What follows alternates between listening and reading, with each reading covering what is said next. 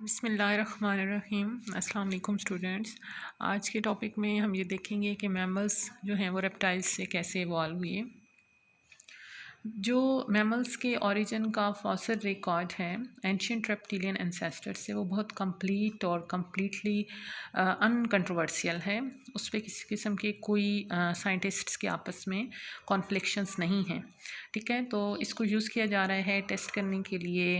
और इसके अलावा इसमें काफ़ी मैक्रो एवोल्यूशनरी थेरीज़ जो हैं वो कंफर्म की जा रही हैं इसके ज़रिए। The beginning of tertiary period, जिसको आलमोस्ट 70 मिलियन ईयर्स गुजर चुके हैं टर्शरी पीरियड को, उसको कहा जाता है कि ये एज ऑफ मैमल्स हैं। यानी कि टर्शरी पीरियड में मैमल्स जो हैं वो बहुत ज़्यादा मौजूद थे, और ये वो पीरियड था जब बहुत सी रेप्टिलियन लिनिएजेस जो हैं उनकी एक्सटिंक्शन हुई, यानी वो ख़त्म हो गई। ठीक है, और उनकी एक्सटिंक्शन की वजह से क्या हुआ कि जो कई मैमेलियन हैं, आगे स्पीशीज़ हैं, उनकी एडेप्टिव रेडिएशन हुई। अगर हम मैमल्स की रूट्स को देखना चाहें तो मैमल्स की जो रूट्स हैं, यानी कि मैमल्स की एवोल्यूशन की जो रूट्स हैं, इसमें हमें वापस कार्बोनिफेरस पीरियड में जाना होगा, जो कि 320 मिलियन ईयर्स पहले है। उस वक्त जो साइनेप्सिड ब्रांच है एमनियोट लीनिएज की, आपने पढ़ा था कि एमनियोटिक लीनिएज में साइनेप्सिड, डायप्सिड और एनाप्सिड का हमने पढ़ा था। और उसमें जो साइनेप्सिड ब्रांच है एमनियोटिक लीनिएज की, वो डाइवर्ज करती है रेप्टिलियन ब्रांच से। फॉसिल रिकॉर्ड कंक्लूसिव है कि जो साइनेप्सिड लीनिएज है ये फर्स्ट एमनियोटिक लीनिएज है जो डाइवर्स हुई, और ये 320 मिलियन ईयर्स पहले जो है वो स्टार्ट हुई। साइनेप्सिड्स बहुत जल्द डाइवर्स हो गए, वाइड स्प्रेड हो गए, और ये डोमिनेंट लार्ज बॉडीड एनिमल्स थे on the earth for more than 100 million years through the remaining Carboniferous and Permian period. अगर हम देखें कि साइनेप्सिड्स की जब हम बात कर रहे हैं, और मैमल्स जो हैं वो हम कहते हैं साइनेप्सिड्स से ही इवॉल्व हुए हैं, तो मैमल्स के जो करेक्टरिस्टिक्स हैं वो आलमोस्ट बहुत ग्रेजुअली इवॉल्व किया उन्होंने। इसमें 200 मिलियन ईयर्स का पीरियड लगा। Most of what we know about early synapsids ये बेस करता है स्केलेटल करेक्टरिस्टिक्स पर। यहाँ पर जो मेमेलियन फीचर्स हैं उनका हम जिक्र करेंगे, like hair, mammary glands, endothermy. ये सब फॉसिल रिकॉर्ड में कहीं पर नहीं मिलते, फॉसिल रिकॉर्ड में ये प्रिजर्व नहीं हो सके। तो जो शुरू वाले साइनेप्सिड्स थे उनकी एक स्प्रेलिंग जेट थी, मतलब पोस्टीरियर पार्ट को वो ऊपर उठाकर चलते थे, और प्रॉबेबली वो एक्टोथर्मिक थे। हालांकि अभी एंडोथर्मी जो है वो फंक्शन है मैमल्स का। वो अर्ली जो साइनेप्सिड्स थे जिनसे मैमल्स इवॉल्व हुई हैं वो एक्टोथर्मिक थे। उनकी बॉडीज़ के ऊपर लार्ज सेल्स होती थी, जैसे कि हम यहाँ पर उनमें से किसी एक का जिक्र करें तो डायमेट्रोडोन की हम बात करते हैं, जो उन साइनेप्सिड्स को हेल्प करते थे, लार्ज सेल्स, कि वो अपने बॉडी टेम्परेचर को रेज कर सकें आफ्टर अ कूल नाइट। डायमेट्रोडॉन को आप यहाँ पर देख सकते हैं, और जैसे हमने जिक्र किया है कि ये डायमेट्रोडॉन जो है उनकी सेल्स, लार्ज सेल्स की बात करें, ये उनका ऊपर वाला पार्ट है सेल्स, जिसको वो यूज़ करते हैं अपने आफ्टर कूल नाइट अपनी टेम्परेचर के लिए, रेगुलेशन के लिए। इसको वो यूज़ करते हैं, इस स्ट्रक्चर को वो यूज़ करते हैं। तो ये सेल्स एक एविडेंस थी कि अर्ली साइनेप्सिड्स जो हैं उनके पास हेयर नहीं होते। यहाँ पर आपको हेयर नज़र नहीं आ रहे इनकी बॉडीज़ पर। तो early synapsids were probably also egg layers. That means they are oviparous. कुछ herbivores थे, some showed skeletal adaptations reflecting increased effectiveness as predators.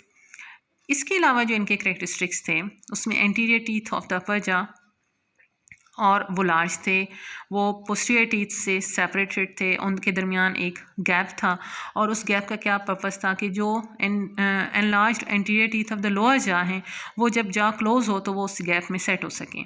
इसके अलावा जो इनकी पैलेट थी, हार्ड पैलेट, वो आर्च्ड थी, जिसकी वजह से अपर जा को भी स्ट्रेंथ मिल रही थी। ठीक है, और इसके अलावा जब उनके मुंह में अगर किसी किस्म का कोई प्रे हो तो ऊपर से, ताकि इजीली जो है वो ब्रीदिंग का उनका प्रोसेस जारी रह सके, वो हवा ऊपर से पास कर सके, एयर पास कर सके।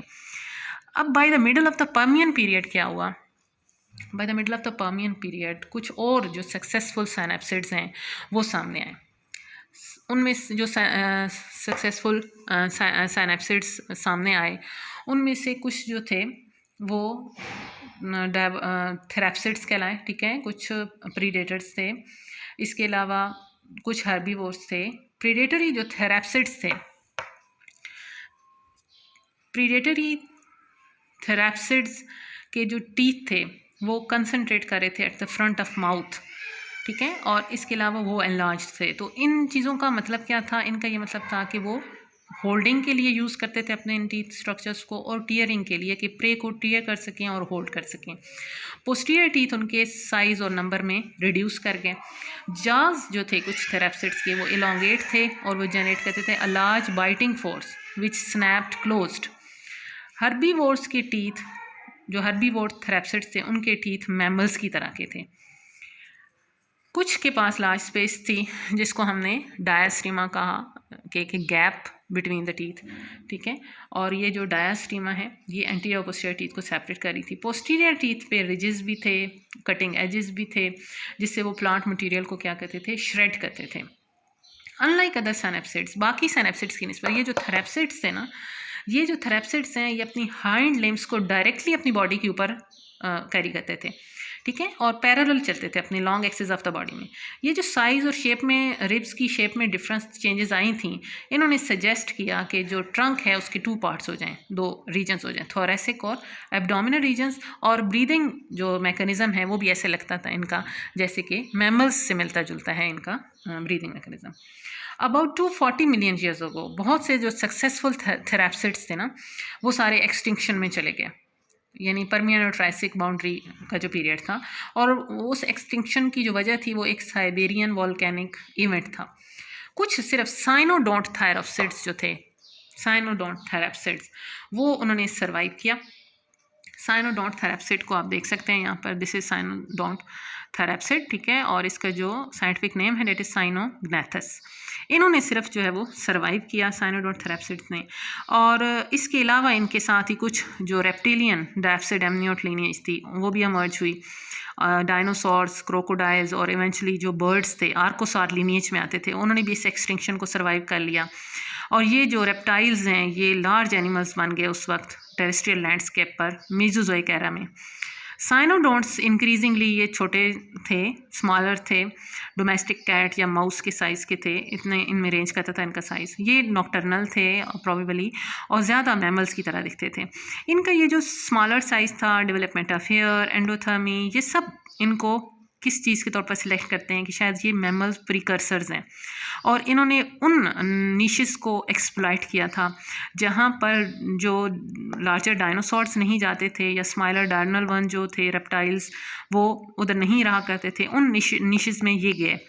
कुछ और मैमिलियन करेक्टरिस्टिक्स इनके अंदर जो इवॉल्व हुए वो जुरासिक पीरियड में इवॉल्व हुए। और वो करेक्टरिस्टिक्स क्या थे कि टीथ जो है वो हाईली स्पेशलाइज हो गए फूड प्रोसेसिंग के लिए, ठीक है। इसके अलावा इनके मिडल ईयर की स्ट्रक्चर चेंज हो गई। इसके अलावा इनके रीजन्स ऑफ ब्रेन जो हैं वो हियरिंग और ऑल्फेक्शन के लिए डेवलप हो गए। तो ये एक ये फैक्ट जैसे हम कहते हैं कि मैमल्स जो हैं वो लैक करते हैं कलर विजन, वो भी यहाँ पर आकर इस बात को कर रहा था कि चूँकि ये नॉक्टर्नल थे तो इसको सपोर्ट कर रहा था, ठीक है। तो ये सारी चीज़ें देखने के बाद इनके अंदर जब ये सारे करेक्टरिस्टिक्स हमें साइनोडोंट्स के अंदर नज़र आए तो इनको हमने प्रिकर्सर्स कहा मैमल्स का। और हमने कहा कि इस आइडिया से हमें पता चला कि ये अर्ली मैमल्स जो हैं वो नॉक्टर्नल थे और ट्रू मैमल्स जुरासिक पीरियड जो है, फर्स्ट ट्रू मैमल्स वो जुरासिक पीरियड में सामने देखने को आए। जो ओल्डेस्ट प्रिजर्व्ड हेयर है that is found in fossils about 160 million years old, जो कि एक बहुत बड़ा करेक्टर है हेयर, प्रेजेंस ऑफ हेयर किसका? मैमल्स का। तो इस तरह मैमल्स जो हैं वो जुरासिक पीरियड में फर्स्ट ट्रू मैमल्स सामने आए और उसके बाद टर्शियरी पीरियड को हम कहते हैं कि that is the age of mammals. ये इस तरह मैमल्स जो हैं वो रेप्टाइल्स से इवॉल्व हुए हैं।